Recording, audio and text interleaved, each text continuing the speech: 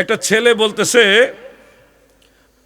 পীর বা মাজারে যদি কিছু পাওয়া যেত তাহলে সেই মাজারের সামনে ভিক্ষুকেরা ফকিরেরা বসে থাকতো না, এত ফকির থাকতো না।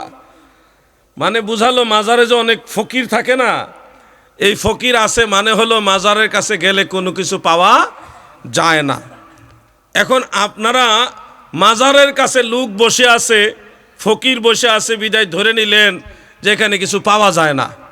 আগামীকাল তো জুমাবার, জুমার নামাজের পরে শহর অঞ্চলে প্রায় প্রত্যেকটা বড় মসজিদেই নামাজের পরে দেখবেন গেটের সামনে অনেক ফকির ভিক্ষুকরা বসে থাকে, থাকে কিনা ভাই? তা এখন ওই এক যুক্তি যদি এখানেও আমি সেটিং করি, তাহলে এই যুক্তিটা কোন জায়গায় গিয়ে পৌঁছতেছে দেখেন, যে মসজিদের ভিতরে গিয়ে আল্লাহর কাছে চাইলে যদি কিছু পাওয়া যাইতো তাইলে মসজিদের গেটের সামনে এত ফকির থাকতো না। এই কথাটা বলা কি ঠিক হবে? কখনো ঠিক হবে না। যারা হাজী সাহেব আছেন তারা জানেন মক্কা শরীফও ফকির আছে। কাবাঘর থেকে নামাজ পড়ে বাইরেবেন, ডাইনে বামে দেখবেন অনেক মহিলারা, তারা বলতেছে মিসকিন ইয়া হাজ্জি, মিসকিন মিসকিন মিসকিন, মানে তো বলতেছে আমি গরিব, আমারে সাহায্য করেন। মদিনা শরীফও আছে। এখন কাবাঘর থেকে বের হয়ে ডাইনে বামে মিসকিন পাই, ফকির পাই। এখন যদি ওই যুক্তিটা লাগায় যে কাবাঘরে গিয়া যদি কেউ কিছু পাইতো তাইলে কাবাঘরের বাইরে ফকির থাকতো না, ফকির আছে মানে ওখানে কিছু পাওয়া যায় না, নাউজুবিল্লাহ বলেন। এগুলি কখনো কোনো ভালো মানুষের যুক্তি হতে পারে না। নিঃসন্দেহে কাবাঘরে গেলে আল্লাহর কাছে চাইলে পাওয়া যায়। কি বলেন, পাওয়া যায় কিনা? ওটা দোয়া কবুলের জায়গা। বাইতুল্লাহ শরীফের যে কাবা ঘর, এর পাশে দাঁড়ায় যেই দোয়াটা করে ওটা আল্লাহ কবুল করেন। সাফা মারুয়া, সাফা পাহাড় মারুয়া পাহাড়ের কাছে যেই দোয়া করে আল্লাহ সেই দোয়া কবুল করে নেয়। সুবহানাল্লাহ বলেন, সুবহানাল্লাহ বলেন। এগুলি দোয়া কবুলের জায়গা। জমজম কুয়ার কাছে দোয়া করলে দোয়া কবুল হয়। এগুলি স্পেশাল জায়গা। আরাফার ময়দানে দোয়া করলে দোয়া কবুল হয়। মিনা মুজদালিফায় দোয়া করলে দোয়া কবুল হয়। এগুলি স্পেশাল জায়গা, আল্লাহর মনোনীত জায়গা। মদিনা মুনাওয়ারায় রওজা মুবারকের কাছে যারা দাঁড়ায় দোয়া করবে, মসজিদে নববী শরীফে যারা দোয়া করবে তাদের দোয়া কবুল হয়। এগুলি দোয়া কবুলের স্পেশাল জায়গা। এখন আসেন মাজারে গিয়া আমরা যারা চাই, আমরা কি মাজারওয়ালার কাছে চাই না মাজারওয়ালার উসিলা দিয়ে আল্লাহর কাছে চাই? আমরা তো আল্লাহর কাছে চাই। উসিলা হলো মাজারওয়ালা, মাজারওয়ালা মানে আল্লাহর ওলি, উসিলা চাই আল্লাহর কাছে। এখন যারা মাজারে গিয়ে চাইলে শিরকের ফতোয়া দেন, ও দাদু আপনাদের ফতোয়া তো সাহাবাই কেরামের উপরে গিয়ে পড়ে যাবে। কারণ সুনানু দারিমি শরীফের মধ্যে উল্লেখ, হযরত ওমর রাদিয়াল্লাহু আনহুর খেলাফতের আমলে অনাবৃষ্টি দেখা দিল, বৃষ্টি হয় না, বৃষ্টি হয় না।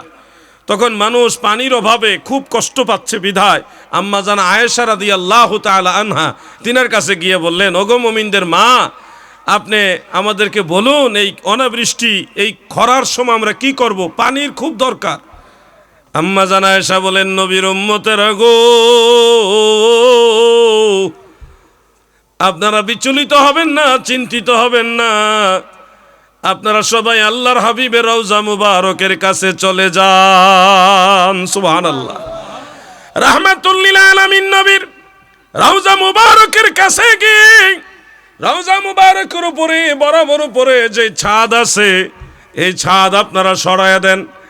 যদি আসমান রাজ্য আর রওজা মুবারকের মাঝে কোনো ছাদ না থাকে গো, তাহলে সাথে সাথে আল্লাহ আপনাদেরকে মেহেরবানি করবেন নবীর উসিলায়।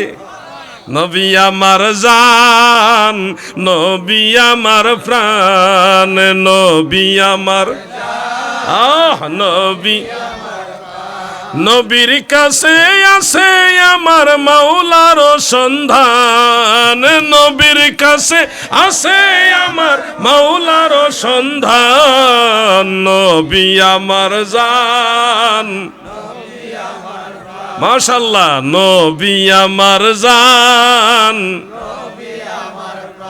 তখন সাহাবায়ে কেরাম দল বেঁধে আল্লাহর হাবিবের রওজা মুবারকের কাছে গিয়ে রওজা মুবারকের বরাবর উপরের ছাদ ছড়ায়া দিলেন। সাথে সাথে এমন অঝর ধারায় রহমতের বৃষ্টি, ভারী বর্ষণ হলো গো, মদিনা শরীফে বৃষ্টির কারণে বন্যা হয়ে গেছে।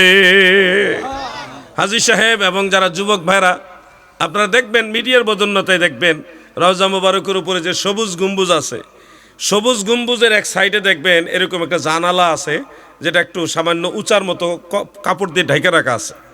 দেখবেন এটা কবরের মতো দেখা যায়, খেয়াল করলে পাবেন। এটা হলো একটা জানালা, কারণ রওজা মুবারক আর আসমানের মাঝে যেন একেবারেই বন্ধ না হয়ে যায়, এই জন্য একটা জানালা দিয়া তখন তারা একটা পর্দা দিয়ে ঢেকে রাখছে। মনে রাখবেন, যখনই আরবের মানুষেরা, মদিনা শরীফের মানুষেরা বড় মুসিবতে পড়ে, তখনই তারা এই রওজা মুবারকের জানালাটা খুলে দেয়। খুলে দিলে আল্লাহ মুসিবত দূর করে দেয়। সুবহানাল্লাহ বলে।